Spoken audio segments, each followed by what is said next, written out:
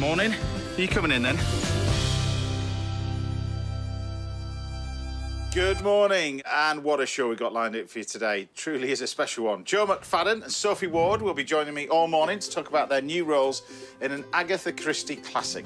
And JLS star Aston Merrygold will be making his Saturday morning debut when he drops by the house a little bit later. And I'm off to the Peak District for a spot of foraging on the latest leg of my food adventures. And head chef of the Salt Restaurant in Stratford-upon-Avon, Mr. Paul Foster, will be cooking for us. And don't miss this week's Little Masters. We'll be teaching you everything you want to know about courgettes. That's not all, because I'm delighted to be in the kitchen, the outside kitchen to start off with the leading light of the Lancashire food scene. It's the amazing Lisa Goodwin-Allen. Great to have you back on the show. You're a regular here, aren't you? Oh, yeah. You're almost as regular as the olive tree behind you. I fit in well, no? You're going to be cooking for us later. What are you going to be doing? I'm going to be doing a little chilled Isle of Wight tomato soup with goat cheese ice cream and some watermelon. Goat cheese ice cream? Is this a restaurant-y dish, then? Is this? Yeah, a little bit of restaurant-y dish, but also you can adapt it for at home as well, which I like to show that kind of side of me as well. So you make people making goat cheese ice cream at home. And, well, absolutely. Everyone does it every day. Exactly, yeah. Right. We're kicking things off today. I'll be making some chilli prawn toast, and I'm going to serve it with some chilli jam. And if you're wondering what the ingredient is we're going to talk about, and the supplier that we're going to meet in a minute, there's a little hint that we've got over here. We've got a selection of amazing chilies over here. So first thing we do is do the prawn toast. I'm going to do it with grilled prawns. So prawn toast, first of all. Very, very simple. Before we meet our supplier, I've got in here some prawns and I've got some egg white, and that's it. So they're basically just peeled prawns. If you're using the frozen small prawns, just make sure they're very, very dry, as in a lot of the moisture's been taken out. Then we use a little bit of egg white. That's going to go in there. Touch your salt and pepper over the top. You can put a little bit of lime in there if you wanted to. You can mix and match the flavours. You can add some chilli into this as well if you want. And we're just going to blend it. Now, you can blend it smooth or you can blend it chunky. It's up to you. But that looks pretty good to me. That's that one. Then, once we get to that stage, we can then take our bread, and you can just use some white sliced bread for this one, and we're going to take our mixture, and then all we do with this is just take a spatula and just spread this over the top of your bread. Really easy to make. And you're spreading it like you spread butter on a piece of bread, this thick. You know what I mean? That over here. So you get in there, like that. And then all we do is we take some sesame seeds. Now, these are not toasted sesame seeds. These are just normal sesame seeds. Dip it in. Lift it up. And that's one of your prawn toast again. I'll do two of these, so just show you again. So, a bit of white sliced bread. Use medium bread, not too thick for this one. But again, you can make this as thick as you like, really. It's entirely up to you. But your prawn toast, nice and smooth over the top. Like that. So that sort of egg white acts as the glue, really, I suppose. You got in there. Under there, and then on. And what you want to do is you want to take the prawn toast and just pop them sesame seeds side down in the pan, like that. And what you want to do is cook these quite gently, because if you cook them too quick, the prawn toast burn, particularly the sesame seeds sort of burn. So, and the filling's not really cooked in the centre. A lot of time you'll get these where they're deep fat fried, but pan frying them is fine like this. But you just got to make sure that the pan is not too hot, so otherwise it'll burn the sesame seeds before the prawn is actually cooked inside. But that's that one over there. Meanwhile, we're going to do a little sauce with this. And while I'm making the sauce, we're going to introduce you to this amazing chilli farm. Now, I know you're a big fan of chilies as well. So look at the selection that we've got in here. There's a lot of chilies. But we need somebody to talk about this as well. So we're going to head down to South Devon, not far from Salcombe, an amazing part of the world, to meet Amrit Madhu from the South Devon chilli farm. I can see him there in amongst these amazing plants. Amrit, good to speak to you. And you? So I've started off with a little bit of prawn toast there. I'm going to talk about and get on to the chilies in a minute and make this little chilli jam. But tell us about the farm then, because you didn't originally started it. You've taken it over quite recently. How did it all start? The farm started about 20-odd years ago it was 4 friends, 2 couples. And it was just out of their kitchens and their back gardens. They were cooking up jams and chilies. And you can imagine 20 years ago, the chili scene in the UK wasn't as prolific as it is now.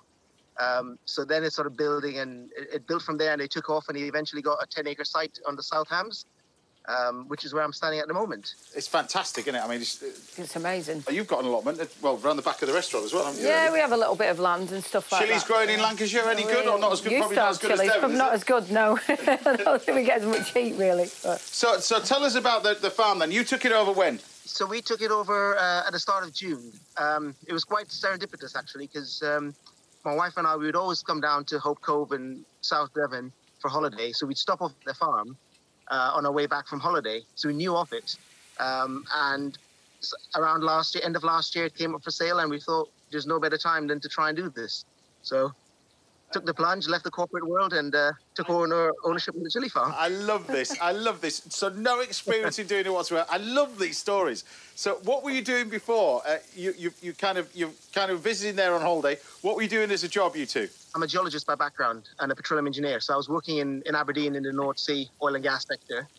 And my wife's a financial planner.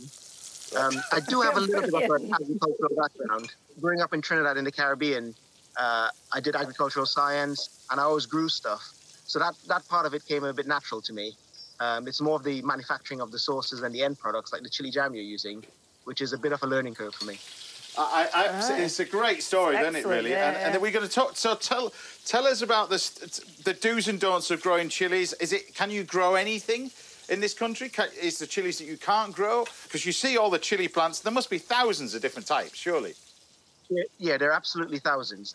We grow several hundred varieties on the farm. The do's and don'ts would be mainly don't overwater the chili plant, because they'd rather be a bit drier than sitting in water with soggy soil. And just make sure and use the right fertilizer when the plant starts putting on fruit. A lot of people try and use a bit of the Tomerite type stuff that you'd use in your greenhouses. Like tomato food, is that right? Yeah. Like exactly like tomato food. There are other tomato feeds out there, I should say. But there are other specialist foods which are more specific to the needs of the chili plants, which we recommend getting, because that means you get a better bumper crop from the plants. Now, we talk about the Scoville scale. A lot of people know about the Scoville scale as well that we've got on here. We've just got a few of these. These are the ones that you kindly sent us as well. We've not just got the fresh ones, we've even got them on the plants over here as well. You've kindly sent these as well as the dried as well. I mean, some of these, they range massively, don't they, really, in terms of heat? Yeah. So the very big plant that we sent you is a Carolina Reaper. So that's topping it at, over 2 million Scoville heat units. And you compare that to something like a jalapeno, it's completely different. It's in a different league of its own. And we try and tell customers with the Carolina Reaper to just be very careful with it. Try and wear gloves if you're going to cut it up. But there are people out there who loves eating it, surprisingly enough. I've seen actually people eat it raw as well. Oh, no. We're going to test it on Lisa in a minute. But we're going to... No, you're not. But you can see it even... I'm watching you, yeah. It even looks angry, though, doesn't it, really? It does. It does. It's got that little tail on it that makes it look a little bit evil. How do you find that? I mean, you've got... such a vast selection behind you, really. How are people's tastes have changed? Are people after more and more hotter chilies? Is that what they're after?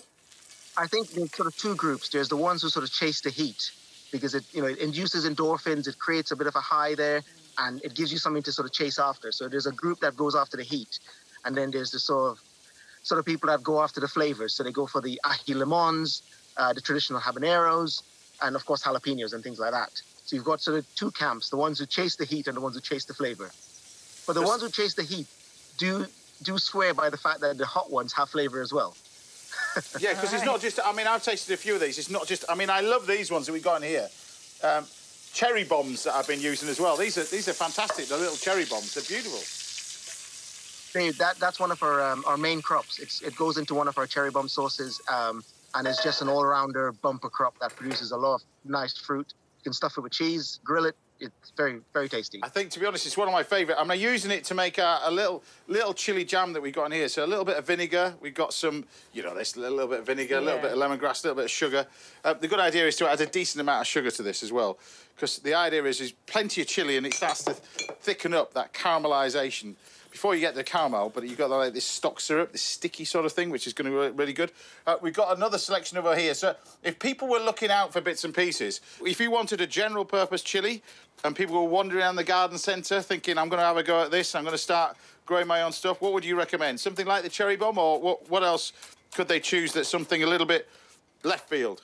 So, something like the cherry bomb is a sort of a mainstay. You know, so orange habaneros are the typical ones you'll find in most garden centers. And your bird's eye chilies are always there as well. If you want to try something a bit different, I'd recommend the ají limón. That one is a very, very, very fruity, flavorful one that dries well, and you can use it dry and fresh. It just lends itself to sauces and stews and curries. And of course, you've got the Mexican varieties as well, the antropoblanos and guajillos and things like that, which again, this has a very fruity flavour. I think, to be honest, Amri, I've got half your shop, to be honest with you, that we've got in here. He's got his own shop going exactly. on here as well. Do you know what? I'm going to wish you all the very best of luck. Thank you for being a part of this as well. And if you're ever down in that neck of the woods, pop in and visit you as well, because it is an amazing subject and one that's so massive, and you only scratched the surface, literally, when you're talking about the amazing chilies that you've got in here. But thank you for being a part of it. Thank you very much, and we'd love to have you down here whenever you're visiting. It's a pleasure. Cheers. Right, we've got our prawns over here. So these are the sort of charred prawns that I just put these straight on the barbecue. But you can see the prawn toast, and you can see the way we cook this. So you cook it nice and gentle, so it cooks the prawn mixture inside as well, like that. So then when you basically want to, you can deep fry them, but I think they become sort of really crisp and really quite fatty. I think they're better off being pan fried, to be honest with you. But you take a little bit of that. This is your little bit of the chili sort of sauce that goes with it, that can go with it as well, over the top. But of course, because this is the thing about chili, we need a little bit more. So we'll just whack a little bit. I don't know which one I'm picking up. This is probably going to take somebody's head off when we finish this. Yeah, I'm glad I can't eat prawns right now with them going on there. Exactly. But we just take a little bit of this, and let's have a sprinkle with this over the top. But there we have it. So my version is sort of a simple little prawn toast with chili jam and grilled shrimp with a nice little bit of chilies to garnish. Bon appetit. And I'm going to taste this one.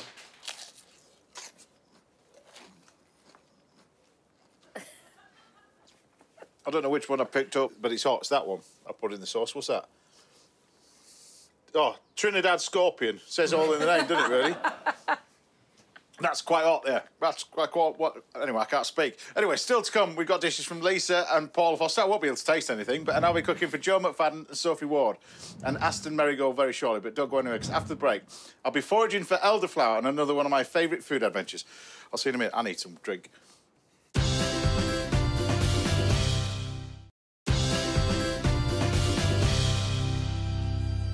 Welcome back. Now, there's a masterclass in courgettes coming your way, and I'll be roasting up a massimum curry 3 ways for Joe McFadden and Sophie Ward next.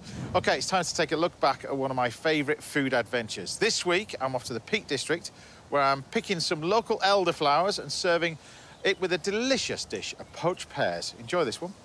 What is fascinating around here is all along this roadside now, I can see these beautiful elderflowers that are bang in season, and that vibrant colour.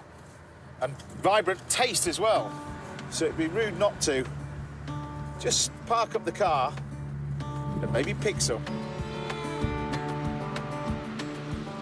And to make sure I pick the right thing, I'm meeting expert forager Marlo Renton, a man who really knows how to live off the land.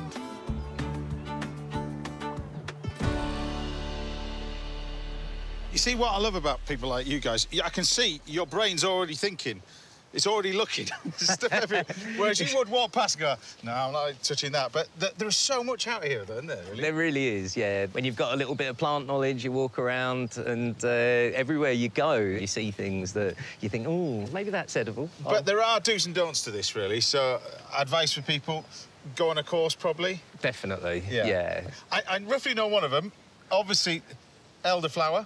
Yes, absolutely. And one of its key identifying features is its awful smell. So if you crush that leaf up and have a bit of a smell, you'll find it's not ridiculous, isn't it? It's not very pleasant. Is there anything else out here, then? Here you go, James. Raw nettles are just about the most nutritious thing that we have growing on dry land in Britain. Are you not going to allow? Are you putting raw nettles in your mouth? Yeah, absolutely. I've got rid of the stings. This is the nettle top. So if you eat that, you shouldn't get any stings in your mouth, and you should get a flavour a bit similar to kind of raw cabbage. You know, it's a nice, pleasant flavour. Now, It's actually really good, isn't it is. It's nice. It's really, yeah, foraged food is really good. It's all right. So there's plenty more. You know, every 30 feet that you walk in the wild, you're likely to find a different plant. This is a plant called hogweed, what I consider to be a gourmet vegetable, basically. You blanch this just for a few minutes in boiling water to soften it up, get rid of these hairs, chuck the water out, chuck a bit of butter in. You've got a lovely green for the side of your plate. What have we got? Well, what can we eat here? Every thistle. Every thistle is edible. Come on. No, they're in the artichoke family. I wouldn't bother with the thistles, though, when there's things like hogweed and nettles and the elderflower around. Yeah, I'd leave the thistles. Yeah, Can you eat these things?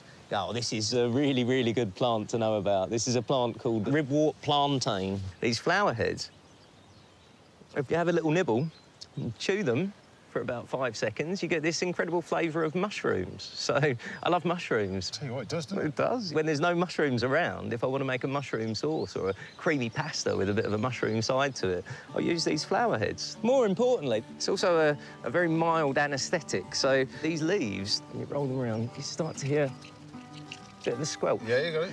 Right, now that sap is what works on stinging nettle stings. This stuff actually has proven medical We're about to find that out. quality. So I'm going to test this out on the sound man. So this is Ryan. Apparently he's got a sore head. Have a mushroom. Legend. Don't worry, Ryan's better now. Now, some things are toxic though, so if you're not sure what to pick, leave it alone. Marlo's impressed me with his foraging knowledge, and now he wants to show me one of his speciality recipes, his very own fizzy elderflower wine, so I can just sit back and relax.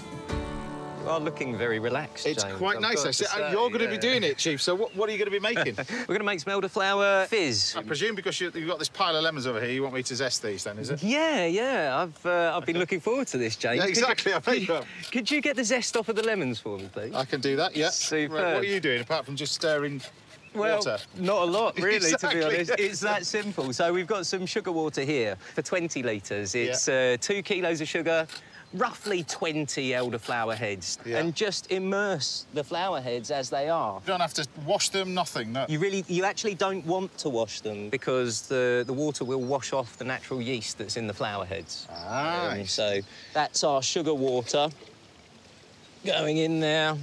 And then 4 tablespoons of white wine vinegar. And the white wine vinegar does add a little bit to the flavour as well. We've got the zest and juice of 10 lemons going in. So what happens when you got everything in there? You basically just cover it with something that's going to let a bit of air through, like a tea towel or a bit of muslin, and then leave it for 4 or 5 days, and then strain it and bottle it. And then we've got this stuff, Forager's Vintage. So what vintage is this? This is vintage May 2019. Chateau Byford. Chateau Byford. Thank you very much, sir. Do you know what? What a fantastic day. Thank you very much. To your help. I'll tell you what, that Chateau Byford could catch on, couldn't it? Yeah, absolutely. It's all right, isn't it? Well, now I've given the recipe away, I'm not sure I'm going to be able to make much money out of it, though. Shouldn't have done that. What a wonderful way to use the wild produce growing all around us. But before we go, I've got another elderflower recipe. It's both delicious and simple. I thought I'd end the show still in this gorgeous location. Just look at this place. It really is spectacular. And I thought I'd use some of these amazing elderflowers that we foraged for earlier and do like elderflower fritters, but with a little bit of this elderflower cordial, some of this elderflower fizz, and really simple little dessert, really. And I say simple because you can do it on the side of a field on a trestle table. Anyway, first of all, what we're going to do is poach the pears. So a little bit of water in the pan, some sugar, a bit of sugar in there, nice squeeze of the lemon in there as well. And then I'm going to use some of this fizz, this elderflower fizz, and the cordial to poach our pears in. So we get a double whammy, really. Also, what I'm going to do is flavour it with some of these elderflowers as well. You can increase the flavour a little bit with a touch of vanilla if you wanted to. Just split that down the centre, pop that in. But it's literally just a great liquor to cook the pears in. So with these pears, I'm basically just going to leave the tops on because they look nicer, you see? A bit like this view, really, you see? Look. Because what you lot get is this amazing view, look. What I get, Ash, just look around at that. Just check what I'm looking at. Look, on the floor, Unbelievable. But as long as you get the nice view at home, that's what it's all about. Now, you can, if you want to, keep these peelings as compost.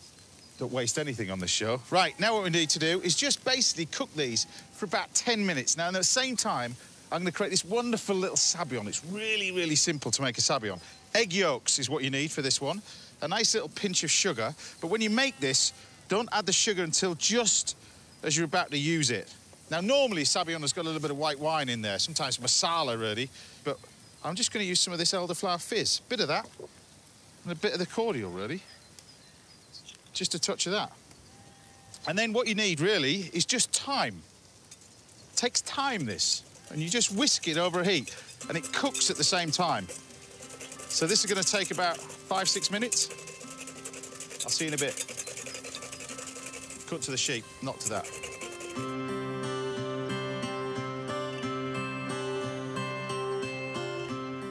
Enjoy the view. But look, what you end up with is this amazing sabayon. Now, you can have a taste of this.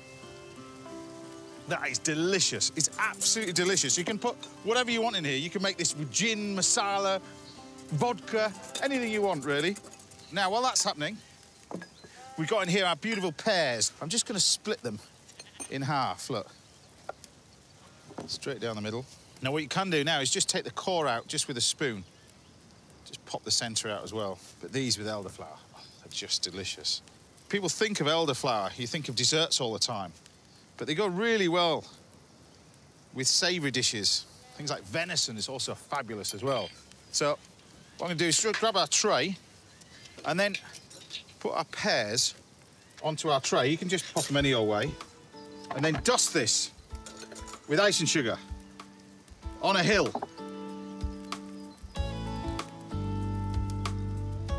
It's brilliant, this job, isn't it? Anyway, I don't really want a lot of icing sugar on here. Blowtorch. Got a grill at home, it's a lot easier. In fact, to be honest with you, if you've got a kitchen at home, it's a lot easier.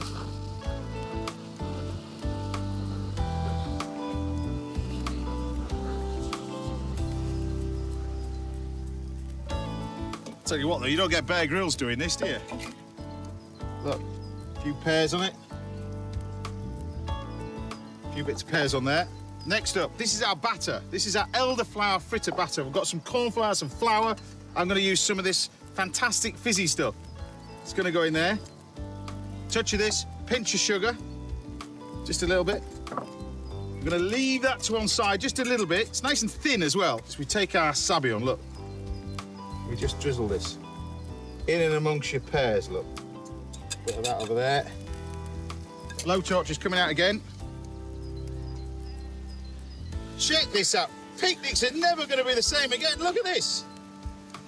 We were lucky if we got a chocolate wafer when we went camping. Look at that. Next, we take our elderflowers, dip them in the batter. And then these get put in a really hot fryer. Now, obviously doing this at home, deep fat fryer. These are going to be good. Bit of sugar. We just pop these bits of elderflower fritters all over. How good does that look? Now, to finish this off, I'm just going to drizzle it with a bit of honey. Just dollop it on there, over the top. I think that looks just good enough as it is.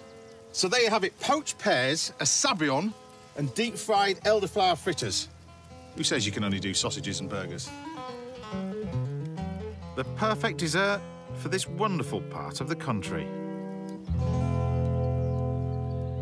Still to come, I've got an unmissable masterclass in courgettes, and I'll be handing over the kitchen to chefs Lisa Goodwin-Allen and Mr. Paul Foster.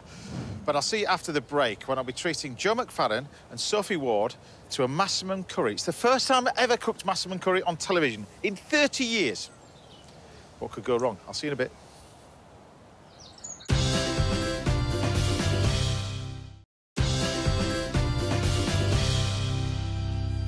Welcome back. Now, coming up, I'll be teaching you all you want to know about courgettes in this week's Little Masterclass. And we have a mouth-watering dishes from chefs Lisa Goodwin-Allen and Paul Foster a little bit later. But first, I'm here with two very talented actors who are setting the stage alight in a new version of an Agatha Christie classic. It's Joe McFadden and Sophie Ward.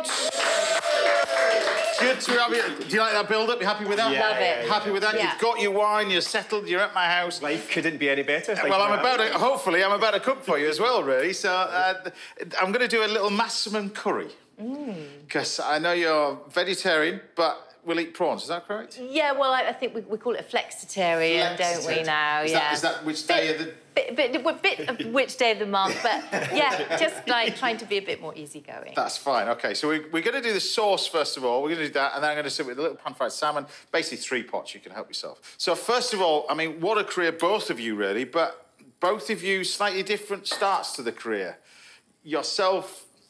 Going about you first, but you know, I've done. Trust me, I've got research You've on done your both research. of you. Research on both of you. Brilliant. When you first started, you sort of was it Taggart that your I fell into it at 12. You were young too, though, right? Yeah. Yeah. I had a good teacher a few good teachers, but this particular drama teacher in Glasgow, and she used to bother all the directors and write off to them and say she had these great kids. One of which was me. And yeah, so started, and then I was in a soap opera when I was 15. I was in Take the High Road. Right. Yeah, so didn't go to drama school, consequently. Yeah. But was acting always the thing that you wanted to do? I never wanted to do it until I was in my 20s, actually, and I started doing theatre. You're just coughing and I can't believe it. Yeah, no, I never chose to do it. It just sort of happened to me, luckily, because I wouldn't have had the guts to go to drama school for 3 years. And it wasn't until, I was kind of in my 20s and I started doing theatre and I thought, actually, I really love doing this. Yeah. And what a privilege to get to do it. When did you start? Yeah, I was 10, so yeah, we both... But was it your father that had a big influence? That must have been. Well, my dad was an actor, yeah. But he really didn't want me to be an actor. I mean, actors never want their kids to do it. I don't know why, because we like doing it. Because it has, you know, I mean, your father was just, incredible actor as well. But is that because there's highs and lows with the job? You know, it's not always perfect. No, it's not. But I think most jobs are probably like that, especially now. But do you say actors always think there's a lot of failure with? Yeah, there's a brutality. But do you know what I mean? There's there's an element of brutality, of failure. Yeah. If your face isn't fit, it's no.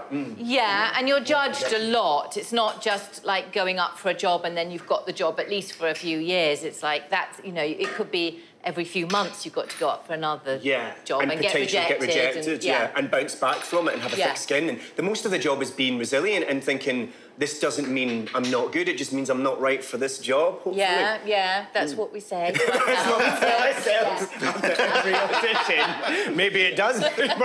Well, I'm going to put the spices and bits and pieces in here. Smells amazing. I always think we're looking at people's CVs as well, because you've both done the same line of work, didn't you? You crossed over, maybe not at the same time. A couple of times, yeah. On Heartbeat and on Holby. And on Holby City. What is it? Because we get many actors on the show. What is it about Holby and Heartbeat that seems to be, most of them have been in? Well, they're very long-running shows. Long-running shows, yeah. That was the great thing about them, was they kept so many people in work for so long. Yeah. And when Heartbeat went, you just thought, what a shame that... I mean, it's on all the time on another channel in the afternoon, so it's never going away, which I wasn't quite aware of at the time. Yeah. I think if I'd known it was going to be on repeat, kind of ad infinitum, I would have learned my lines a little bit more. I would have gotten out the pub now. Because you trained as a ballerina as well, were you? Yeah. You have done your research. I see. I did. Yeah. I did train as a dancer, and that's what I wanted to do, but I got too tall. And so, you know, they measure all your bones. I wasn't even that tall at the time, but they can tell how tall you're going to be, and they were just like, no, that's not Doesn't really happen on Strictly, does it? Whatever size shape you are on Strictly, does it? Well, that's the lovely thing about it. I love that about it. Obviously, I watched you every week, but I mean, I watch every single episode. You have to get her on. I'm campaigning to get her on. I did it in the days of black and white, so you didn't do any... Of course you did. No, you were on the early... Were you? You didn't do any research on me, you see. Look at that. I've got to do all the work on this show. Not only have I got to cook for these people, I've got to do all the research. We're busy. Not that you're not busy. 16 years ago. Wow, well, I would have seen you. Yeah, so I was a little bit it. shorter and a little bit fatter then, but anyway. Not for long, I'm sure. That I wasn't, actually. Lost so much weight. Like, yeah, you do. 4.5, Absolutely 5 stone. Yeah. Every piece of food I came into contact with, I was like eating it because otherwise you just disappear. Now we're going to get onto the play that you're doing at the moment as well. But I want to talk about film and some of the stuff because you've both done amazing films, both of you. I've worked with some phenomenal actors, actresses, some amazing. Liz Taylor. Yeah. Yeah. See, I have properly done it. You worked with this lady. I don't know this. No, it was really useful. But when was that in your life? When was? I was working with her. It was for about a year, actually. We were doing a film with Franco Zeffirelli directing about the life of the young Toscanini.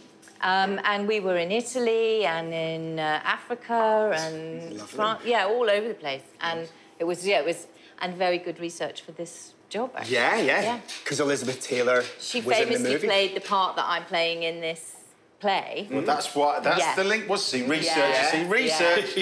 Yeah. So tell us about the play then. You've brought it back onto the play. Tell us about that then. So the play that Joe and I are doing is called The Mirror Cracked, and it's an Agatha Christie novel that's been adapted by Rachel Wagstaff. It's a great adaptation. It's really interesting because it's one of her later books. So Christie's talking about changes in society and what's going on, and it's all happening in this little village, along with, obviously, a murder or two.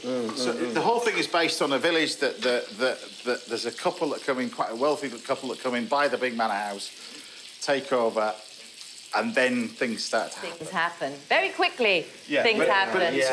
I mean, obviously the film version, the TV version as well, now the theatre version. Yeah. I dare say, I'm going to say this, television is a little bit easier, I suppose, is it, than theatre? Because in terms of... It's difficult in a different way, really. Theatre's hard because you get the story and you have to replicate it every night, but in a new way, and so the audience aren't feeling like they've seen the same story that they've done 500 times before. But TV is harder because you're learning loads of lines quite quickly.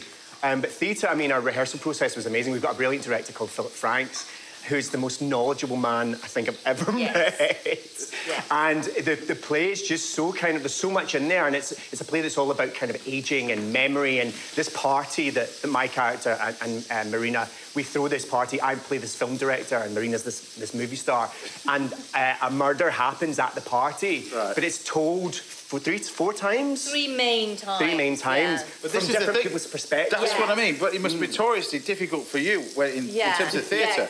Remember which there is that. Which version is this? Yeah. We're just getting to grips with that and how it all. Yeah, exactly. Yeah. So I'm just deep frying the aubergines now. We've got the salmon cooking away nicely. I'm just going to pan fry this. Just get the skin nice and crispy, like that.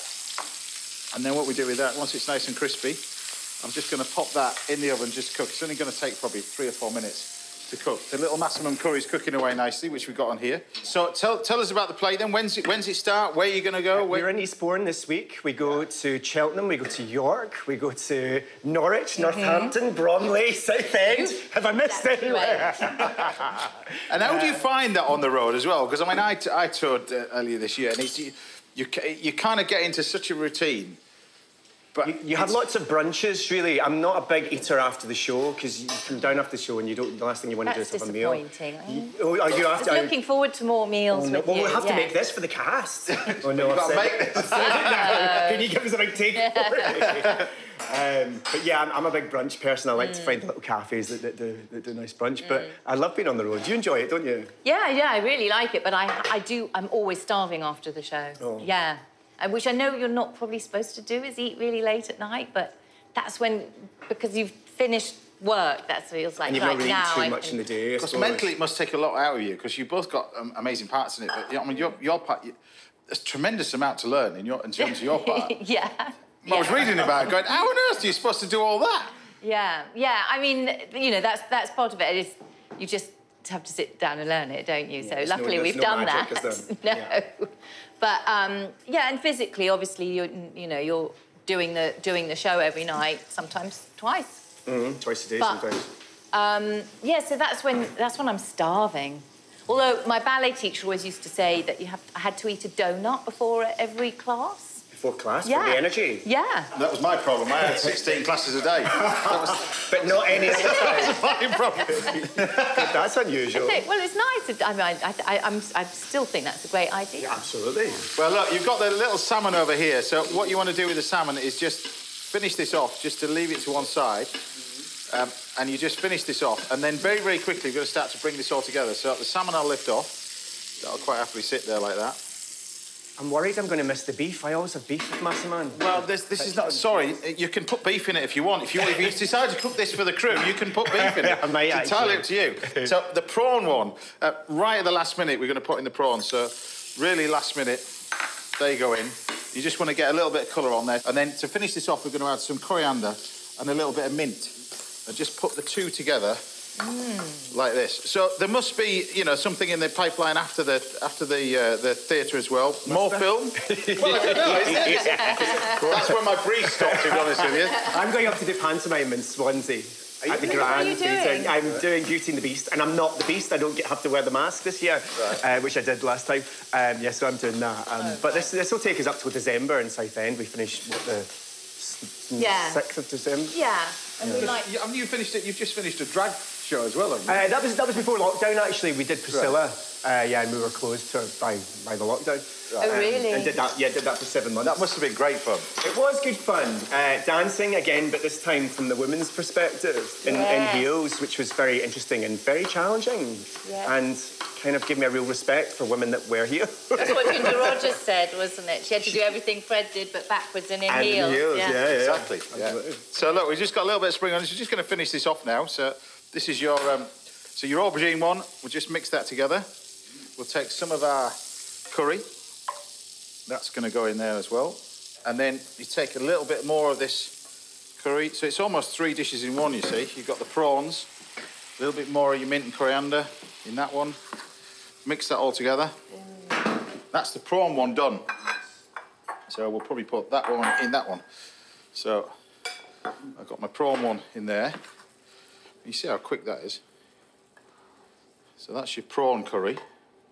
Easy as that. And then we've got our aubergine one. Let's mix this all together.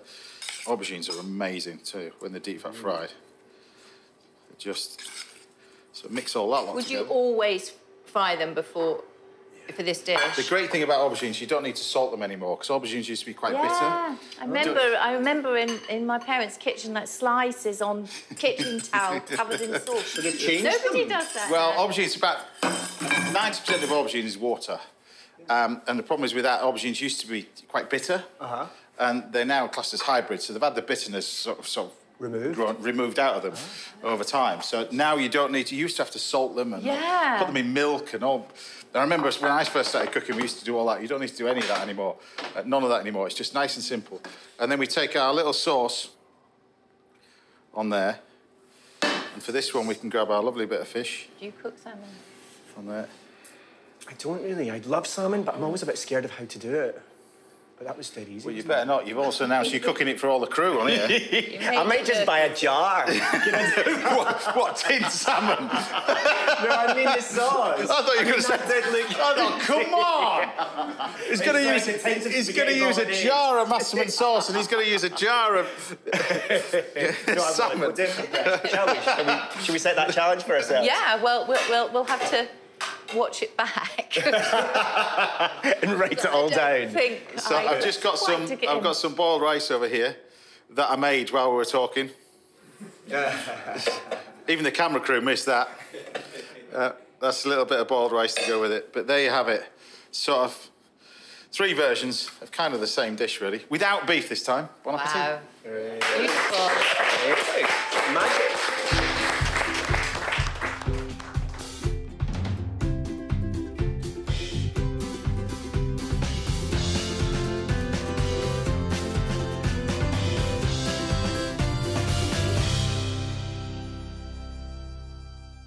Right, well, I'll pass you it over. You've got a selection of different dishes there, but they're all the same kind of thing. But there you go. You get to dive in with the rice. Right.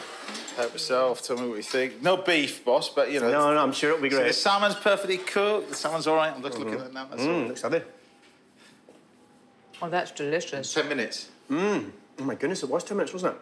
It's really succulent. You did it in 10 minutes. I would not take 10 It'd take me in minutes. 2 hours. That would be a long time. So I can't do your job either, to be honest with you. But it's nice. Delicious. Gorgeous. And with the aubergines and stuff like that, with the prawns and everything else, it's really nice. But there you go. And how lovely to have a selection of things for people if they don't eat meat, if they don't... Exactly. And you can do it with beef, of course, but I think with the prawns, it's just, it's not either good with on its own or just with the nice little bit of aubergines. But it's nice. Amazing. You're going to stick around. We're going to chat throughout the rest of the day as well. Yeah. But lovely to see you. We'll talk more a bit later on in the show as well. I'll be cooking for these two later on in the show, as well as JLS star Aston Merrygold will be dropping by very shortly. But join me after the break when the incredibly talented Lisa Goodwin-Allen will be working her magic in this very kitchen. I'll see you then.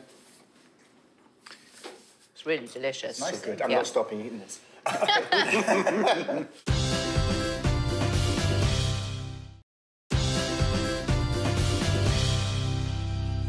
Welcome back. Now, this week's masterclass is all about courgettes, and there's still loads more to come from my guest, Aston Merrygold, and, of course, Joe McFadden and Sophie Ward a little bit later. But first, I'm here with a chef who's been doing the show for as long as I've started, to be honest with you. She always serves amazing first-class food from the fabulous Northcote Manor. It's the brilliant Lisa Goodwin-Allen.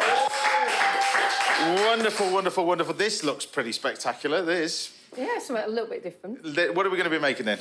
So we're going to make like a chilled tomato soup, Isle of Wight tomato soup, with a goat cheese ice cream and some kind of acidulated watermelon there as well. Acidulated watermelon. Yeah. That's what I'm going to be doing as well. You want me to dice this up? That's for you it, as well? yes, please. So tell us about this sort of gazpacho-y thing, this consommé thing that you're going to be making. Yeah, so basically, Isle of Wight tomatoes, I love them. I think they're the best tomatoes. And when something's in season, nice and ripe, I think just serving it chilled is quite a nice way to do it. So basically, it's not a consommé. It's like a take on a gazpacho. Right. So we're using everything in there. So we've got tomatoes, some cucumber, some sun-dried tomatoes. Use a little bit of smoked salt. So again, the smoked salt, it's just a Malden one. Salt? Yeah, so you can buy this.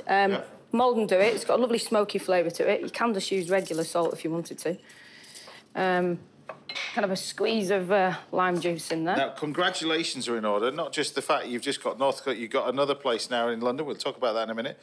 But Katie Award. Oh yeah. That's this is like the Oscars of the catering industry. You won the chef the big award. Yeah, it was amazing. Absolutely amazing. I was pretty speechless, really, to be fair. Like I still am now, to be honest. But you deserve it. You know, it's an incredible achievement, and I was so proud. Well, you run a great team and a great place up there as well. But right, what else? You're just chucking stuff in. What have you? Just throwing everything in here. What are you throwing in? So I've got some tomato juice, a little bit of dashy vinegar. You could just use like a regular white wine vinegar, a little bit of Worcester sauce, and some lime juice in there, and then we just pop it into the blender and really give it a blend up. So what we're doing is kind of breaking it all down.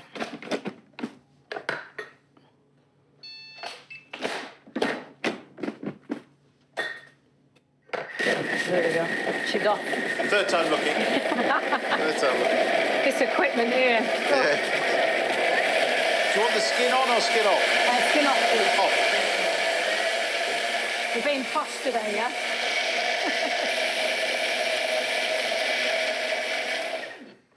So you just give it a real good kind of blend up. Remind us about Northcote. I mean, I know it very well, but those people who don't know about it, it's kind of a northern powerhouse when it comes to food, isn't it, really? Yeah, we've gone from strength to strength, from a small kind of restaurant with rooms to like a small boutique hotel. You know, a busy place. We've got cook school, private dining room, seats up to 60, so people have like private events, like bespoke gourmet dinners. And the chef's table I love at your kitchen. Just your kitchen is spectacular. It is beautiful. It makes a lot of chefs very, very jealous. It's just like a little Rolls Royce. A new, amazing kitchen. Fitted space everywhere as well, and you've got like a chef's table right in the centre of it. Yeah, that's it. And it, you know, the kit and the equipment that we've got just makes it so enjoyable for the chefs and everything to work in there. And then the kitchen table is something quite special. You know, guests come out and they come up onto the front and see what we're doing and stuff like that. I can't believe while you've just been doing that, I've just been dicing just stuff. making sure his skills are still there. Exactly, exactly, yeah. Still there, I think. That's it. So anyway, we've got cucumber here, and you've got watermelon, and then got some tomato in the front there that's just been diced up. Tomato in there as well. Yeah, and then you're going to season it with kind of honey, lime juice, and a little bit of moulded salt. Honey's just different rather than putting sugar on. It gives you kind of that lovely caramelly flavour to it there as well.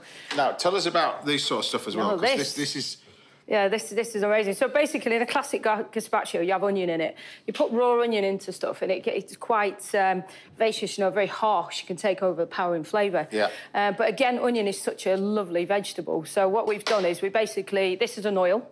So we put onions on a tray, 180 degrees till they're black. Once How much they're black, do you want of this in here? probably about half a tablespoon. Perfect.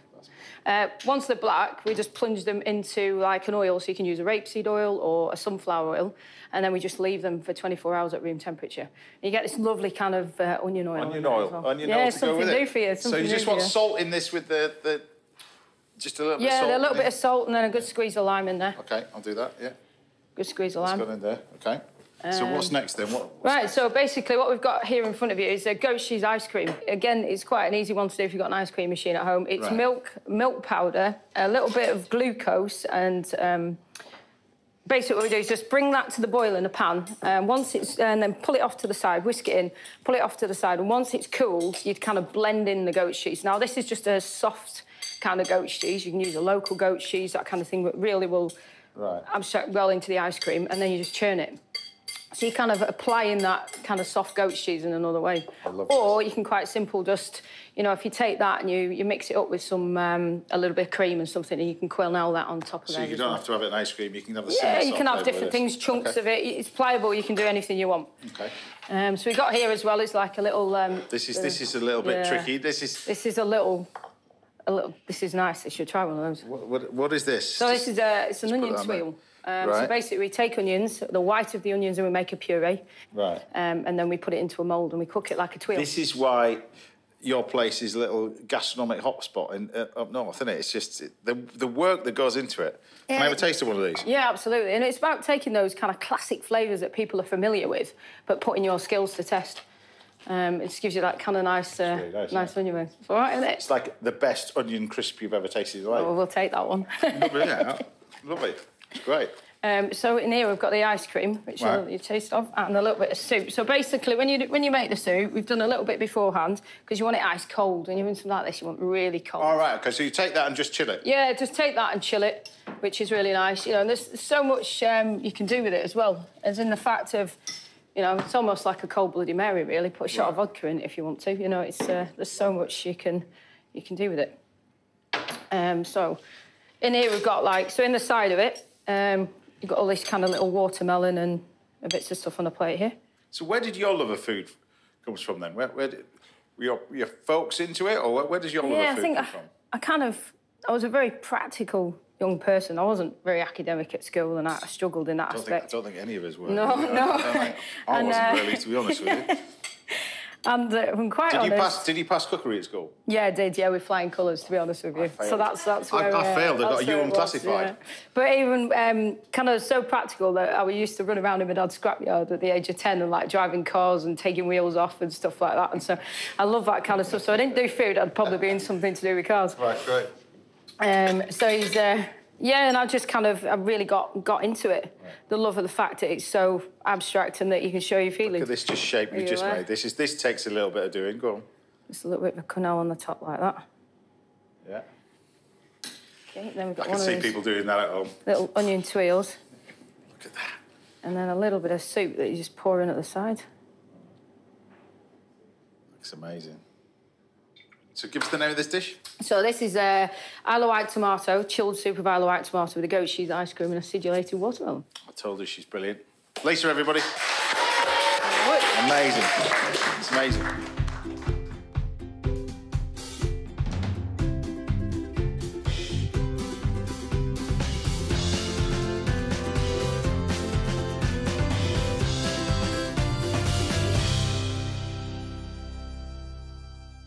See, what I love about this is that you've got simplicity with the soup, but then you've got the chefy bit with the tweel, with the oil, with the ice cream.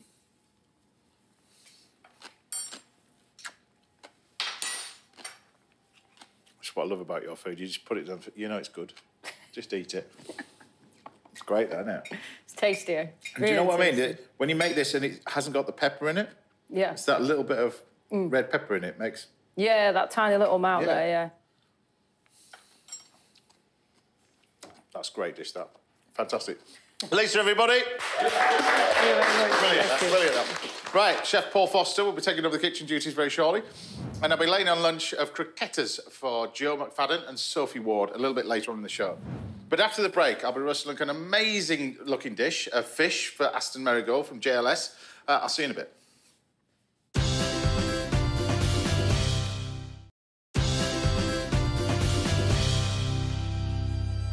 Welcome back. Now, this week's Masterclass is the essential guide to courgettes, and Paul Foster will be treating me to the ultimate steak sandwich, as he calls it. But first, I'm here with a multi-talented singer who found fame with JLS before lighting up the charts as a solo star. It's the brilliant Aston Merrygold. Ching, ching, ching. Great to have you at the house. Thank you, James. Welcome. Wow. First of all, I'm depressed of how old you are. I can't believe you managed to fit all that in and you're still in your 30s. Not even in your mid-30s. No, not yet. I'm creeping up to my mid-30s. I'm getting there. It is, well, you've done an amazing job. And I thought I was going to cook for you because I was reading about you last night and I thought it's become, not an obsession reading about people, but you said you weren't a big foodie when you were growing up. Not in terms of, you wouldn't try things. I was awful. That's you're putting it in very nice. I was so bad. If my mum was here, she would honestly, I think... Yeah, I've definitely given her some kind of anxiety over, like, cooking and stuff now, because I was so bad. All right, well, we're going to try stuff that you probably never tried before, and this is accumulation of other things that you probably never tried before. Right. First of all, we're going to do tuna, seared tuna. It's going to be glazed with a white miso paste with mirin and palm sugar, and then rolled in sesame. So I'm going to serve it really rare. All right, that's that bit.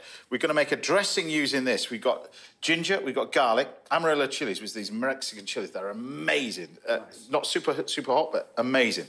Lovely. Then we're going to do a little salad out of spinach and crispy leeks and all that kind of stuff, making a little yuzu dressing with it as well. So the first thing we're going to do is make a little sort of glazing bit for our tuna. But now you're, a bit of a foodie now. Mm-hmm.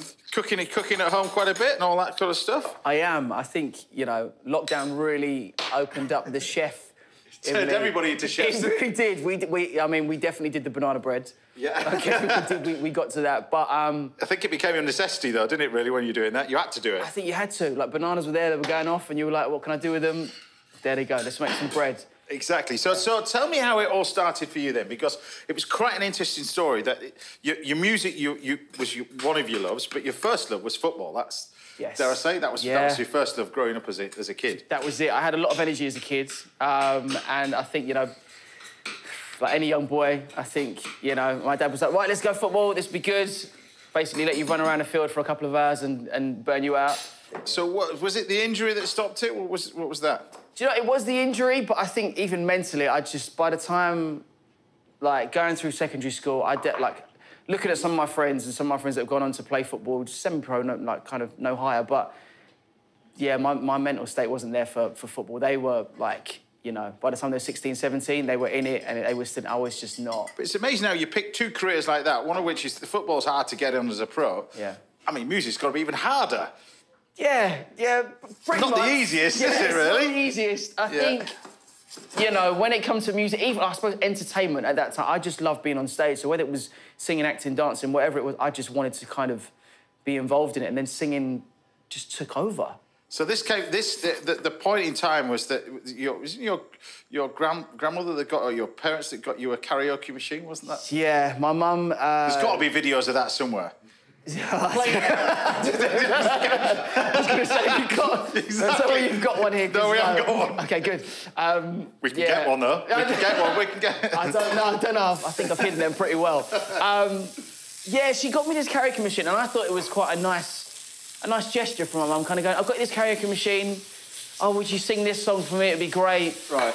Turns out that she ended up, obviously, using that recording and sending it off to Stars in Their Eyes Kids, and it was a bit like...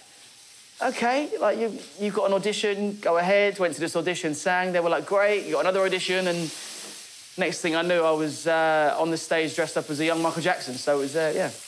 Mum knows best, you see. She does. Exactly. Actually, I shouldn't say that on camera if I said that. Mum knows best, yeah. And then how do you go from that sort of... Obviously, people know about the JLS thing, but how did you meet as a group then? How did that sort of happen? Do you know what the weirdest thing about our group, right, is that our families externally knew each other before we knew each other. So, like, cousins knew each other, our uncle knew, like, Marv's family, and it's just really weird how we came together. And I had met Marvin through, like, the audition circuit and, you know, doing shows, and he actually met Arisha's, or a friend of Arisha's, that they were like, oh, we should kind of get working together and maybe do a band. And a few family members had said, just audition for the X Factor, like, just do it. Like, you've gone knocking on doors, you've gone to labels, and it was that kind of thing of going, you know, I don't want to bad mind anyone, but it was a bit like, no, boy bands aren't a thing, we're not doing that now, that's not going to happen. And we were like, OK, you get But it was at a time, you know, not so long ago, but there was, you know, the market could have been saturated. There's quite a few boy bands and stuff like that. There were, and they kind of... The greats were already there, do you know what I mean, of the country. You had, do you know what I mean? You had your Take That's and your Westlifes, and they had already kind of established their career, and they were not on a kind of hiatus or you know, away, but they weren't really releasing music at the time, and it was very much... not if it's the total opposite to saturated. It was, do you know what I mean? There was just kind of none around at the time, so no one thought it was a thing. So when we did the show, it was kind of... timing is everything, isn't it? Really? Mate, 100%. Timing was perfect for it. There was no one in the market, so... Yeah. Well, we're going to talk about your solo career in a second. I'm just going to run through this dressing because this dressing is special. So, this is some. We've got garlic, we've got ginger. So you take roughly equal quantities of each, really, I suppose. Garlic, ginger, a little bit of this Amarillo chili paste, but a little bit of that. Some soy. So this is the thick soy. Take a bit of that, touch of that. A little bit of sesame in there. Not too much of this sort of stuff as well. That's going to go in. And then just a touch of this yuzu juice, because we're going to get a lot of the flavour from the lime as well. So a little bit of that. So just a touch of this in there. Mix this all together. And then we're going to add some fresh lemon to this as well. So a squeeze of good lemon juice as well. So tell us about your solo career, because, you know, it's gone off a fair rate of knots. You're just about to go on tour again. Yes, indeed. How is that different? Yeah, obviously different. It must be quite surreal, though, going to do that stuff and standing up there on your own. Yeah. Is there more pressure on you, or...? Do you know what? I put more pressure on just because, for me, I am the sole person putting it together. There's no kind of, well, I'm just 25% of this. I've done my bit. Yeah. You know, I can't kind of lend the blame to anyone else, and the same can't be done to me. So it's a bit like I'm creating the shows and just making sure that every little thing, every little box is ticked, so that everything, when I get on stage, is there's nothing for me to worry about, and I haven't kind of, you know, got to be yelling at anyone going, why didn't this work? We should have had this done. And so you're not only performing, you're producing, you're writing, you're doing all bits and pieces now. Yes, indeed, yeah. Which I've actually just started a production company with one of my best friends as well, which is crazy, just writing scripts and doing, you know, making plays. And we own a dance studio together, and it's just very...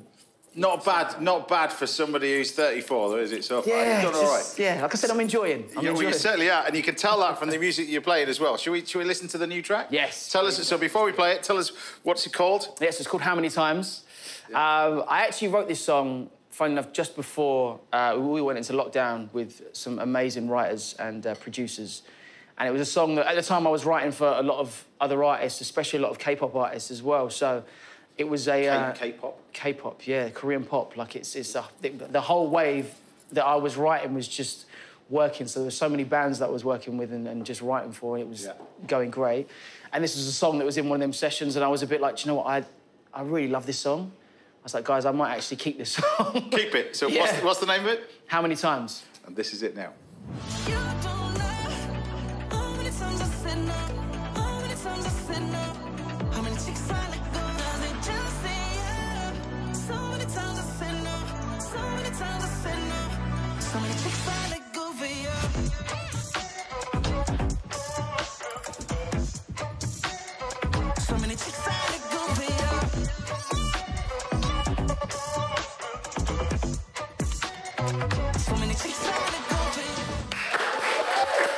So, great job. But just have a little bit of leaf out of that. So, use your fingers. Go on. Use your fingers. You're at my house. Go on. Taste that. Oh my God. It's delicious, no?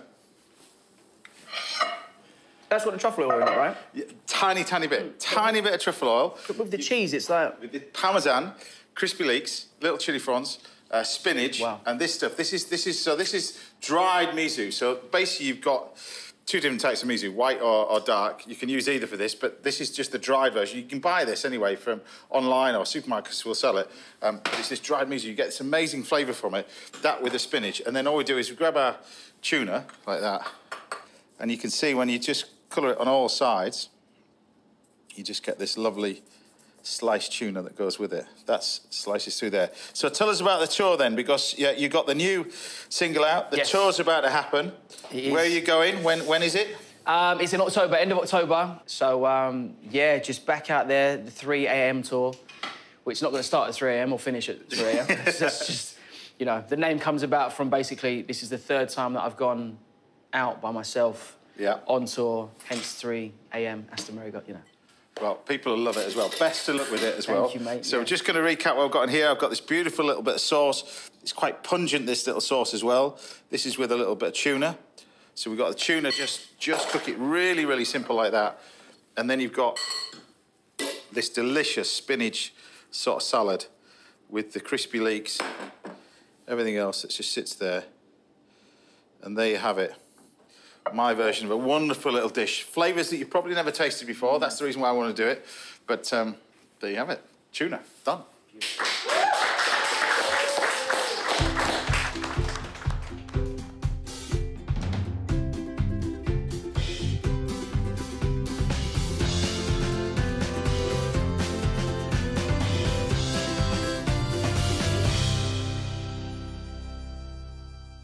Well, there we have it. Lunch. Bon appetit. Mate, unbelievable. I'm so ready. And I want to say congratulations, because you've just finished the theatre as well. Run of Footloose. That must have been amazing. Yes, it was. I mean, like, the cast were amazing, firstly. Everyone, unbelievable. But I think it's, you know, live theatre, back out there, amazing. People in the audience just are unbelievable. Coming straight out of that, new single, new tour. But anyway, dive into the tuna. Tell me what you think of that. For the person who didn't eat much when they were growing up as a kid. I know. Different flavours. I'm a very, like, sauce person. I love sauce. That is... There, like, tuna. this, like... Yeah. Happy with that? I'm in. Good. I'm in, mate. Good. I'm not leaving. Aston Merrygold, everybody! Right, still to come, I'll be serving up prawn and ham croquettes for Joe McFadden and Sophie Ward. And Chef Paul Foster will be getting into the kitchen very shortly. But after the break, we've got a masterclass in classic seasonal veg that you don't want to miss. Gives you time to finish that. I'll see you after the break.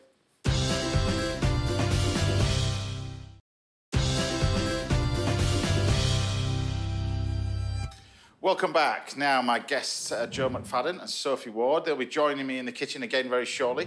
And we've got some top quality cooking from Chef Paul Foster coming right up. But first, it's time for this week's little masterclass. And this week's masterclass is all about a vegetable that's bang in season right now, right at its very, very best, and that's courgettes. That's if you buy them from the supermarket. Those people, if you live in certain parts of the UK, will know we're down south now. Not the easiest year it's been for growing vegetables, particularly courgettes. Mine are not very good, and they're usually good every single year. It's one of the easiest veg I find to grow in the garden. But anyway, there are hundreds of different types of courgettes. They all taste very, very differently as well, and you can use them for a variety of different things. I'm going to do 2 dishes for this, but I'm going to run through the varieties that you'll generally see in a supermarket or in a sort of a farmer's market, that kind of stuff. So this one over here, we'll start off with the yellow one. Sometimes these are called yellow gourmet gold. These are the Zephyr version, and you can tell the Zephyr version is from the gourmet golds because they've got the green tips to them as well, where the flower comes off as well. So they're called Zephyr. They're particularly good, all-purpose courgettes. They're fantastic, great for colour. These are also good. Golden egg, they're sometimes called, these ones. You can see they're slightly different in sort of appearance. Slightly firmer. These are slightly softer. These are slightly firmer in sort of texture. Either ones, they take a little bit more cooking than the green ones that we've got over here, but they're also fantastic. Caserta, which is the ones that I sort of grow in the garden as well. These ones are fantastic. And then you've got the classic ones, which we've got over here. These are often called Black Beauty. They're the normal ones that you'll find in supermarkets all over the place. These are the standard sort of courgettes as well. And then Duya, which is these ones, which are also brilliant, the slightly small ones. But those are the courgettes. And we're going to do a simple little rosti, first of all, for this one.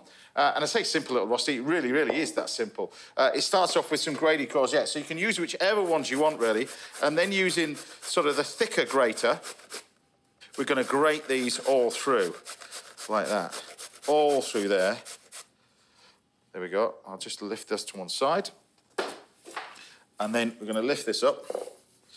Now, with rostis, when you're making it with potatoes, you have to then strain off a lot of the liquid, a lot of the water, get rid of a lot of the starch, because rostis will soak up a lot of the fat that you cook it with. But this one I'm going to do slightly different. I'm going to prevent that and make them sort of softer like a rosti, but not as crispy. They're crispy on the outside, but nice and sort of soft in the middle. And for that, you use a little bit of creme fraiche, a nice touch of creme fraiche.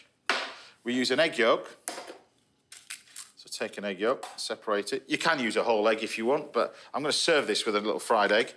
And then we've got some salt and pepper. So, decent amount of salt and pepper. Now, when you're doing this, season it and then make it. What you don't want to be doing is actually making a mixture, particularly with salt, and pop it in there, because you're going to draw all that moisture out of the courgettes. So once you're ready to cook them, that's when you're ready to make them, if that makes sense. So I wouldn't actually leave this hanging around.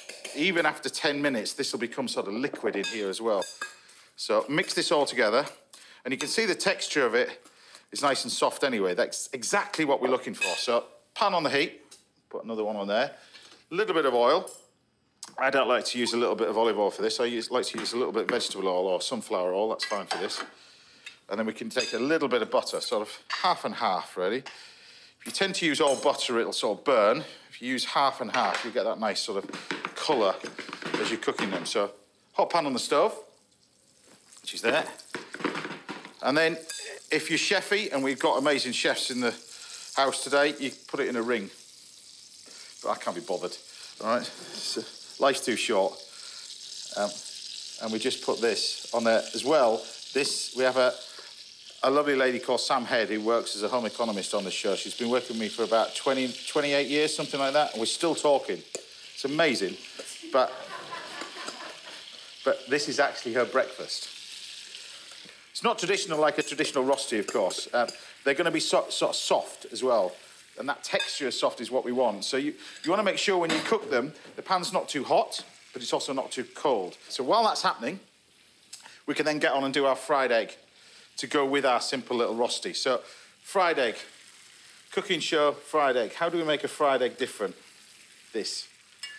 Now, somebody told me, if you shake the egg like this, the egg yolk will sit in the middle. Now, if it doesn't sit in the middle, this is where we blame Sam Head, because she's not got fresh eggs. But this is where, hopefully, we've got our eggs like this, and then we can get a nice heat to our pan, which is pretty good there. And then we can crack the egg, fry them. There you go. Bit of salt, bit of black pepper. And I like sort of crispy edges to my fried egg, not perfect.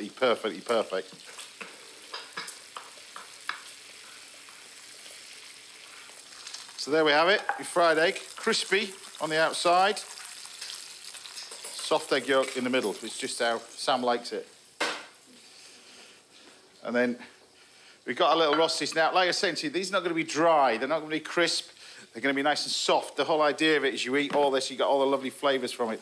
So we can just lift this up. Look, it's like a cake really more than anything else on there. And then we take our fried eggs on there. Now, what I really like with this, and what I think they need as well with this, is a bit of green chilli. So you just take some green chilli.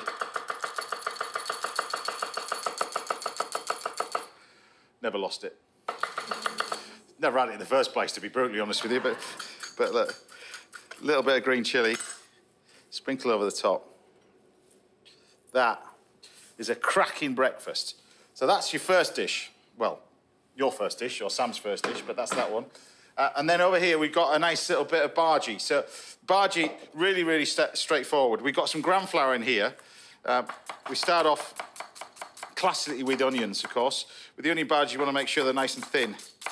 So a lot of people soak these as well. You can soak them in milk and then put them in the gram flour, but we're not going to use a full onion bhaji mix because I'm going to utilise the courgettes with this as well. And this is where you can mix and match the veg. You don't have to put courgettes in here. We can use different ones, actually, with this one.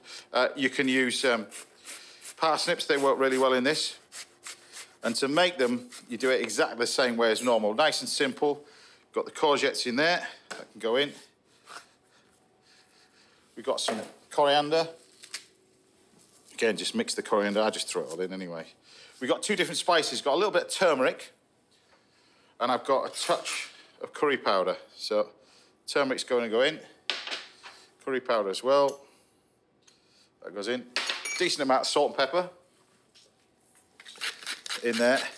This makes a great snack, but also a great meal as well in itself. Really, really simple. Gram flour is what you want.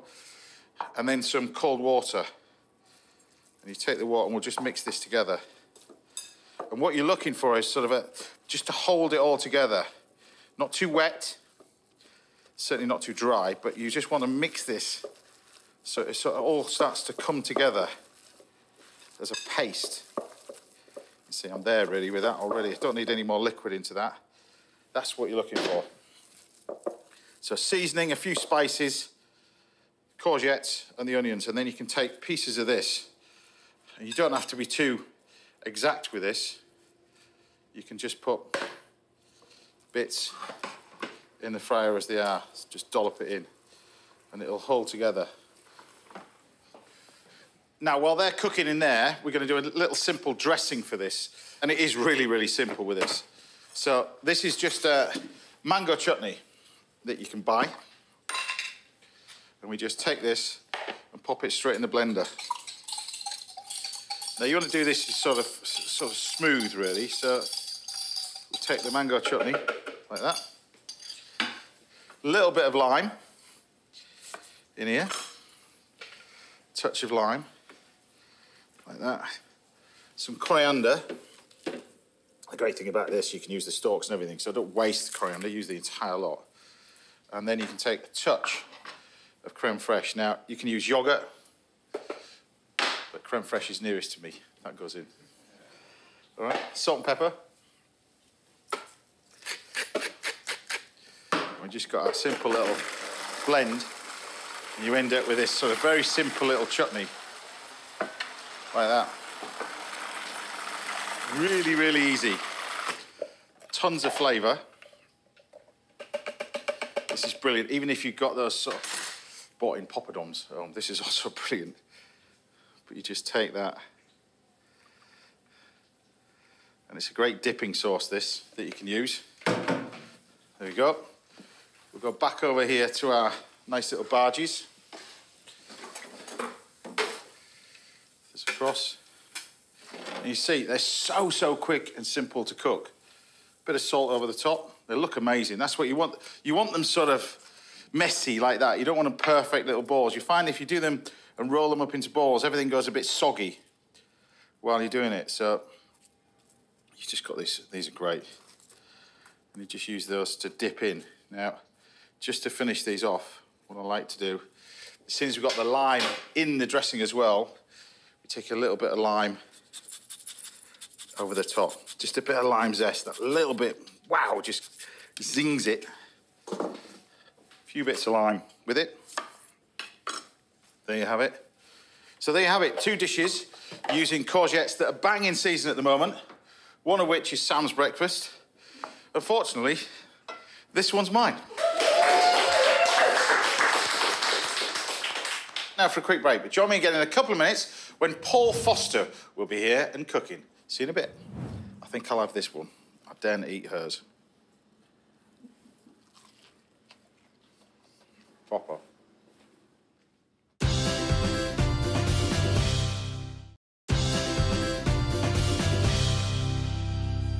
Welcome back. Now, I'll be putting my own spin on traditional croquettes for Joe McFadden and Sophie Ward very shortly. But first, I'm here with a Stratford-upon-Avon chef whose restaurant Salt has won rave reviews and become the hottest ticket in the town. It's Mr. Paul Foster. Good to have you on the show, fella. It's great to have you on the show. No, the thanks food, for having me back. it's nice to be cooking together, isn't it? Yes, it is. Rather than being sat over there. This, especially when you're cooking this. Tell us about this then. So we're going to do a steak sandwich, like an ultimate steak sandwich. Like, so big you can't pick it up. Like, just the, you know, I love sandwiches. I'm happy with that, yeah. You know, you can put any good food between bread and it's just a great meal. Yeah. So you want me to prep the few bits and pieces we're going to do with the tomatoes? I'll get on and do that. You can get the steak on as well. Tell us about the steak then. So just going to season it up. Really important stuff like this to bring it up to sort of room temperature first. Don't cook it straight out of the fridge. Start it in oil. Build up a lovely crust first. Right. And now, you've been out on your travels a lot because you love getting inspiration for ingredient-led books, which I love. I do, yeah. So I'm writing a new cookbook at the moment about pasta. So I took myself on a little jolly to Bologna on my own. It's my 40th the other week, so I thought a little holiday on my own for 4 days, eat loads of pasta, drink loads of wine.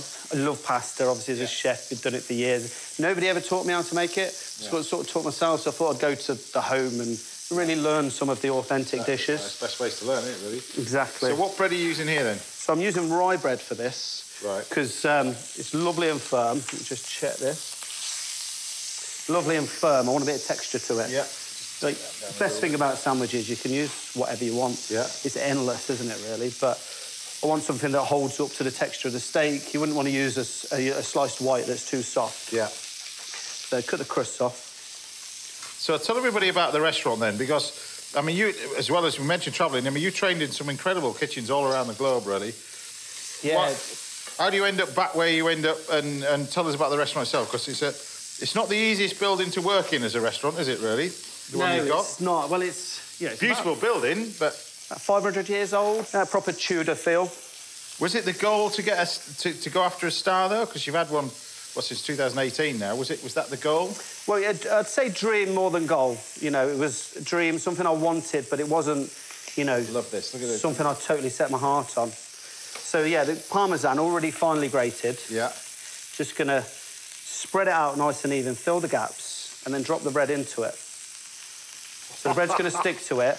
I'm going to get it like a Parmesan crisp. And then I'm going to curl it up, and that's going to hold all this sandwich together. That's really cool. Yeah.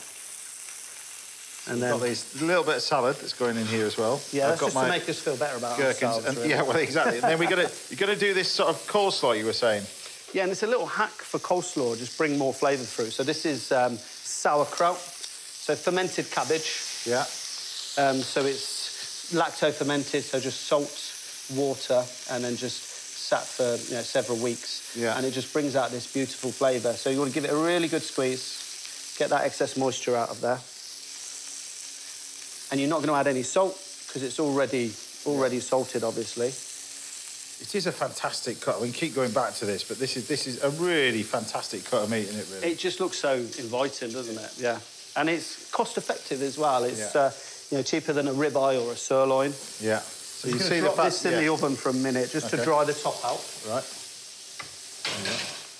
So just a minute or two will do. Okay. So this is about done now. You want that to switch off? I'll switch it off. Yeah. So I'll just pull it off, let it rest for a few minutes, because obviously it's quite a fibrous cut. Yeah. So mayonnaise is done, doesn't need any salt. Okay. That's ready to go. There's your salad. And I'll check the bread. Love this idea, actually, with the Parmesan. So that's getting there now. Looks great, look at that. So the idea is just to get the... Do you want it to switch on? No. No, it's off. Checking it's off. So I'll let that sit for a minute while we make the dressing. Yeah. Really simple, a bit like a burger sauce, really. But one of these where there's a recipe for it that's in my last cookery book, which is about meat. Right. But these are these beautiful recipes where you can just adapt them. You know, you want more smoked paprika, you want more Dijon, more Worcester sauce, it's totally up to you. So a little bit of paprika. Yeah. A little bit of Worcester sauce. I like it quite tangy, so I add more Worcester. A little bit of ketchup. And... Do you want these chopped? Yes, please, nice and fine. Do that. Excuse me. Then just a little more Dijon. There you go. And this. So what's the next cookbook? Obviously, the cookbook's about pasta. Yeah. It's going to fit in well with all the rest of the stuff that you've done. Yeah, exactly. So this meat and all that. I remember you bringing the meat one here. So I'm doing 6, and they're all called How to Cook Properly, so how to cook meat properly. The next one's How to Cook Pasta Properly. But it's going to be pasta, rice, grains. So it's going to be very content-heavy stuff. Right. So mix that up. That's your sauce done. Yeah, if you give that a little mix in for us while I finish this. So this is the key to it. It's just wait when it's just about ready, which is exactly still perfect now, actually. Still warm. Release it all. So this is where, you know, sometimes home cooks are not sure. It's just that bit of patience and not trying to rush things. Look at that. So we're going to sit that straight on there. So the bread's warm and soft. This is all opened up. Let that set. It's only going to take a minute or 2. I'm loving this. So, yeah, ready to start assembling now. So it's still nice and warm, but the cheese is crisp. Look at this. So now just layer it up. Yeah.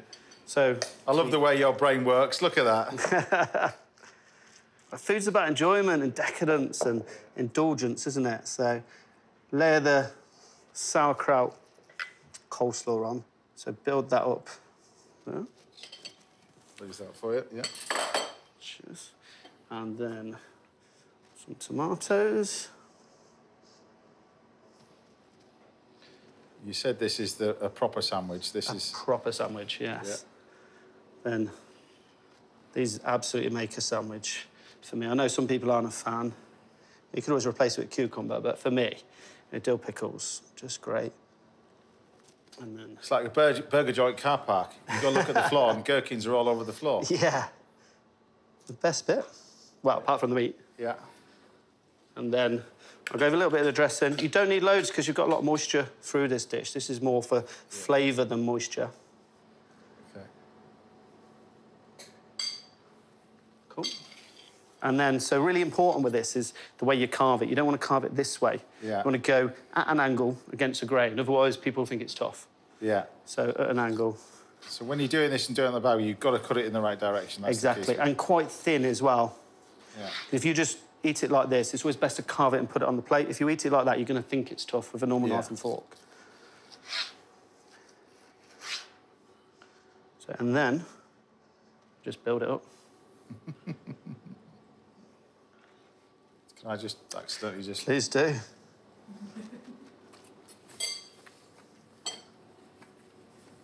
There we go. Steak sandwich. You want my chives, Steve? Yeah, chives. So. I've spent ages doing them. So, yeah, some chives to finish. And there we go, steak sandwich. Let me bring this up here so people can see this in its full glory, but there you have it. How good does that look? Mr. Paul Foster, everybody.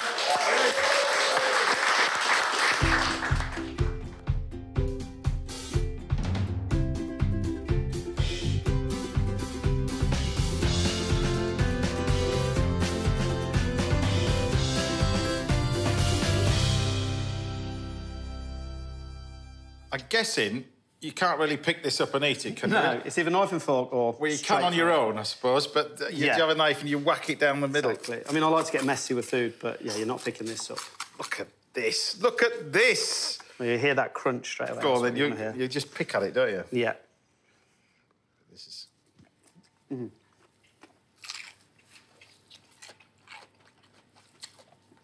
Just texture. That's what a sandwich needs, texture. But the key to it is this. Exactly, good quality meat. You know, the sandwich is only good as the things you put on it. Right? Yeah, and that is fantastic as well. But like you say, just cook it nice and pink. Nice and pink. Leave it away from the oven. You've got more control. Absolutely delicious. Good luck with the Parmesan twirls. But Paul Foster, everybody. Man's a genius.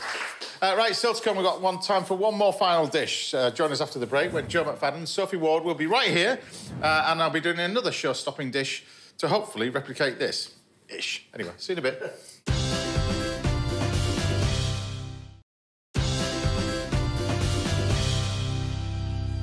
Welcome back, sadly, to the last part of the show. They were on point then. I'm back in the kitchen with my guests, the one and only Joe McFadden and Sophie Ward. Yay! And still sticking around, we've got Mr. Paul Foster. I thought, why don't we have a Michelin star chef? And then this guy helps us out. So what we're going to do, first of all, is we've got a nice little bit of croquetas, Spanish-style croquetas. Because the great thing about, like I did the massaman curry, you can split it. You can do vegetarian option, you can use it for all things. But this is the croqueta mix when it's cold. All right? Play-Doh. Wow. It's a bit like Play-Doh sort of stuff. So the idea is that when it's cold, it's slightly firmer, and then the idea is, as you warm it up, it then softens by deep fat frying it. But it all starts off with this. So what you want to do is you take the prawns, like this, and what you want to do with it, if you were doing anything really with it, you want to make sure everything's sort of chopped reasonably fine. But we're going to take our prawns, like that. They're going to go in. And then what I'm going to use is a little bit of this Manchego cheese as well. So I'll just clear that out of the way. Get rid of that. Wash my knife. There we go. Clean knife. And then we start off with our Manchego cheese. This is fantastic. You get different ages, a bit like Parmesan Manchego. You kind of get what you pay for with Manchego cheese. You can get the really rubbish stuff and the real good stuff. Oh, it's never rubbish, is it? This is not the rubbish stuff. This is it's never rubbish, but you know what I mean? It's like, really, it's not really good Parmesan. You get really good Parmesan, which is creamy. Young Parmesan, or the older it is, the more crumbly, more umami, more flavour. Yeah. It's just totally different in terms of flavour. So we mix all this lot together. So this is your sort of prawn and Manchego cheese version. That then gets mixed up. And then I'm going to pass it over to our genius, our Michelin-starred commis chef over here, which is, you're from theatrical sort of country, aren't you, really? Yeah, that's where you are. I mean, I'm no actor, but yeah, we've got, obviously, the Shakespeare Theatre there in Stratford. Stratford-upon-Avon. You were still the only Michelin-star restaurant up there? Yeah, we are, only ever, yeah. Very good. So next time you're treading the board, you see, now you know... You come down. Yeah, someone's come and eat, yeah. And you need to take his number as well, because it's impossible to get a table. Oh, no. Good to know. Well, it is now, you see, it is now.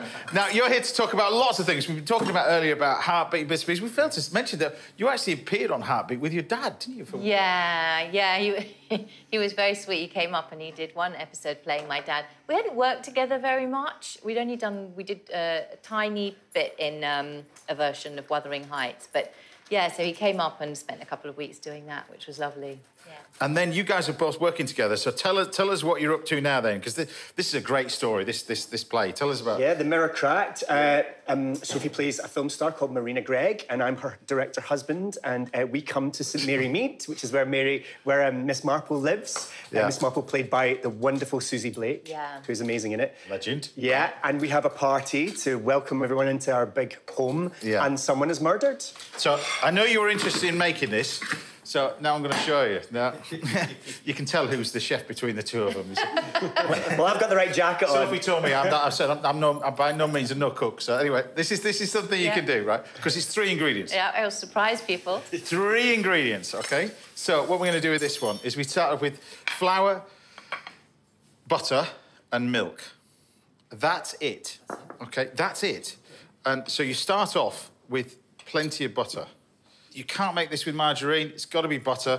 And you start off with the butter, and you start off with the flour, and then the milk. Now, you can, if you wanted to, add a little bit of flavour in. This is smoked paprika. It'll either come sweet or hot. So you'd already put that in with the other... Yes, so this is the colour that you get from what we've got over there. This is entirely optional. Some tapas bars, you won't go through this, and it won't be that colour. That's because it doesn't have it in, all right? They're obviously too busy. But the smoked paprika is brilliant. It's wonderfully Spanish. It's absolutely delicious. So this is the key. You want to melt the butter, but not let it go brown. Don't burn it. But this is the most important bit. The amount of flour that you put in.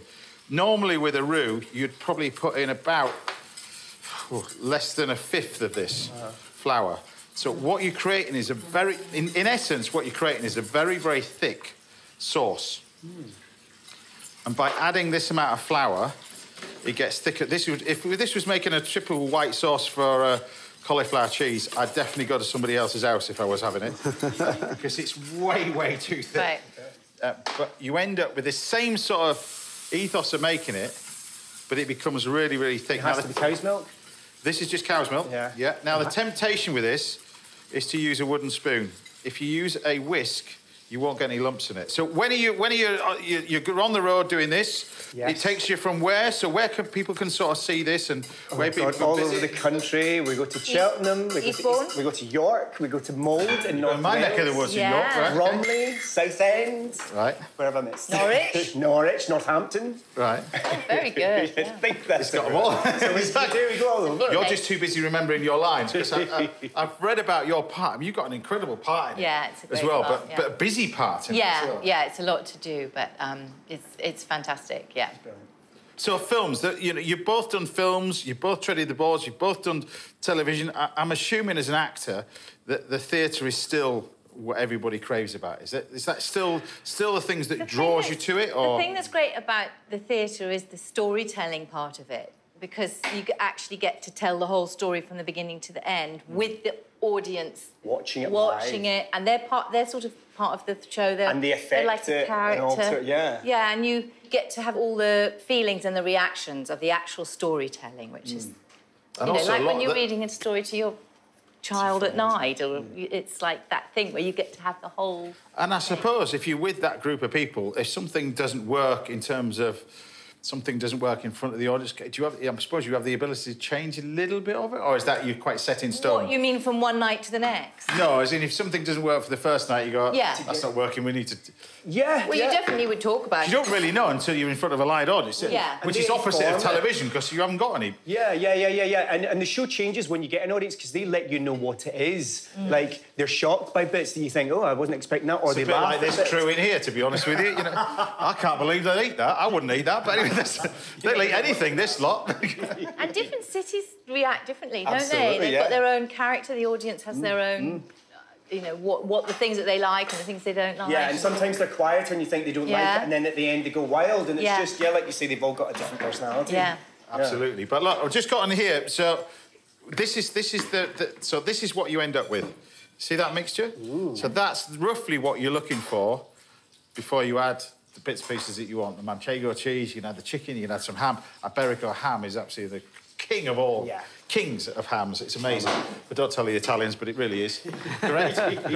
Correct, yeah. Correct, yeah. There's no flavour the Italian lot, in that, yeah. But what we're going to do now is going to make this sort of sauce to go with it. Now, this is a wonderful little sort of dipping sauce, vegetarian sort of dipping sauce. But it's absolutely wonderful. You can either have this with this is brilliant with sort of barbecue broccoli. Ooh. Just as it is, just purple sprout and broccoli. You take this sauce and you just make it. So the sauce itself, it's a little bit like a romesco. So what you can do with this, by the way, you can add some egg yolks to this if you wanted to, just to finish it off. But the romesco sauce, we've got in here several things famous of Spain. Smoked paprika again, amazing. Sherry vinegar is the key to this. Don't go off piste and just use any random vinegar. Sherry vinegar is the key to it. He's too busy concentrating over here. Sorry. Wood roasted peppers, oregano, a little bit of garlic, and then bread. But the bread needs to be cooked and sort of toasted. You can either do this in the oven, but with the best olive oil. And I do actually think Spain and Greece particularly has some of the best olive oil. It is just spectacular. And you basically just sort of toasting this lot together like you do a crouton. At the same time now we can toast off our almonds that's going to go in there. Our hazelnuts go in there, and you basically throw everything together and start to toast this. Just wants a little bit longer, a little bit of oregano, chop this all up. That's going to go in there as well. Now, before I put this in a blender and make all this noise, I want to talk to you about your writing as well, because the books to you are so vitally important. This is your second book that you're writing as well? My second novel's just come out, yeah. I'm trying to write the third one now, yeah. But that must be difficult with everything else that you're doing as well, isn't it? It is, but it works quite well because it's all about storytelling and using your imagination, and so it's a sort of similar approach about, how to find out what the characters are doing and... Putting yourself in their shoes. Yeah, and your readers are your audience. It works quite well as a combination, yeah. We're going to get on to talk about the book in a second. I've just got to make a noise now. We're going to blend this all at the same time as blending this up. I'll take some peppers. Where's my peppers? There you go. Take some wood-roasted peppers, and I'm going to stick those in. So these are wood-roasted peppers. They're absolutely... Are they Spanish? Yeah, they're Spanish wood-roasted peppers. It's exactly what you need. A little bit of paprika, the smoked paprika, that's going to go in there as well. A good smidgen of salt.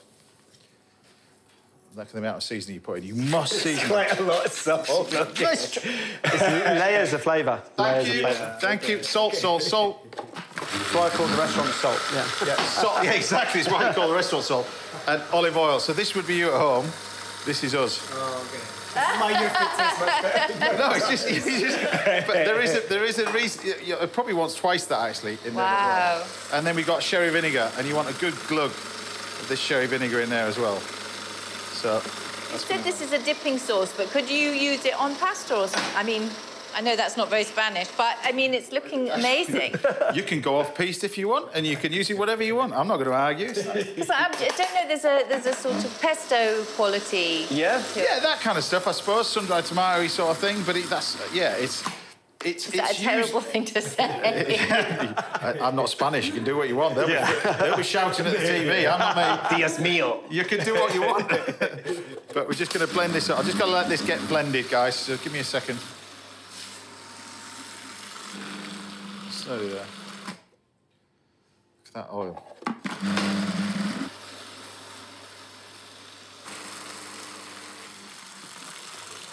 And then, look, we've got this amazing sauce that's like a dipping sauce.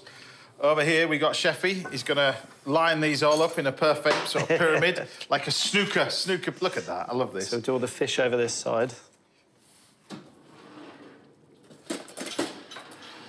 So fish that side. Fish is this side. Fish that side. Meat that side. Meat at the end.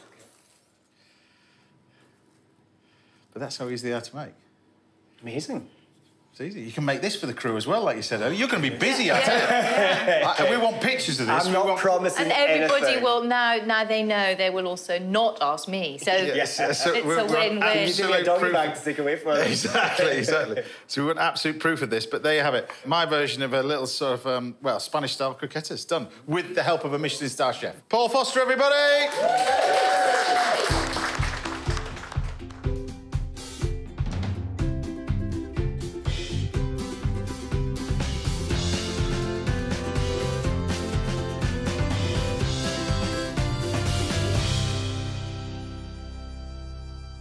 Chef, nick one.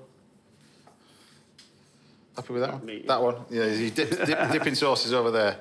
And then I'll pass you these over. I like how you piled this all up and I've got to do this bit. I don't want to ruin it. Yeah. So we've got... So the meat's here? The meat there and the fish one is there. But take a little bit of the dipping sauce, tell me what you think, taste it with it. But, oh, my goodness. Oh, it's very melty. Yeah. But try the sauce as well with it. And Oh, my goodness. they are super tasty, these, aren't they? Just indulgent. So before you take a mouthful, give us the name of the play and when it's on. It's the Mirror Cracked, and it's on until the 3rd of December. All at over a theatre the near country. you, all over the country. We're definitely coming. We'll have 2 tickets done. That's it. That's all we've got time for today. Massive thank you to all my guests, Lisa Goodwin-Allen, Paul Foster, Aston Merrygold, and, of course, the fabulous Joe McFadden and Sophie Ward. That's it. We'll see you back here same time next Saturday morning. We'll be joined by chefs Paul Rankin, Romy Gill, and top dance music producer Example will be in the house as well. Until then, take care, stay safe. Thanks for watching, everybody. See you next Saturday at my house. See you then.